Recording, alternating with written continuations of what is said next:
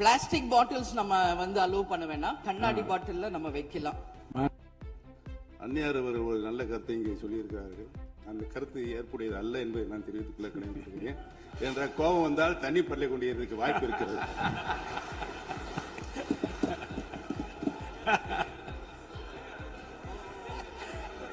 உறுப்பினர் பேசலாம்.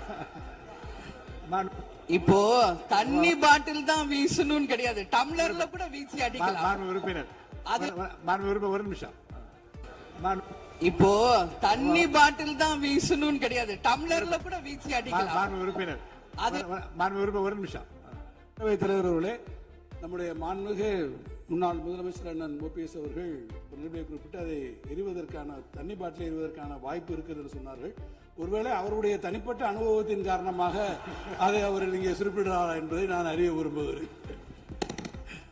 ரொம்ப காரசாரமாவே போயிட்டு இருந்துச்சு, அதனால ஒரு ஹாப்பியா நம்மளுடைய முதல்வர் பிறந்த நாள்ல எல்லாரும் சந்தோஷமா இன்னைக்கு நம்ம அவையை செய்வோம். சோ பாட்டில் தான் வீசணும்ன்றது இல்ல, வன்முறைக்கு வேண்டும் என்றால் இங்க எவ்வளவோ இருக்கு, எது வேணாலும் வீசலாம். பட் நம்ம எண்ணம் அது கிடையாது. நிச்சயமாக தண்ணீர் என்றாலே பிரச்சனை தான் போல இருக்கு. அது காவேரி தண்ணீரா இருந்தாலும் டாஸ்மாக் தண்ணீரா இருந்தாலும் அது ஒரு பிரச்சனையா தான் இன்னைக்கு மக்கள்கிட்ட இருக்கு.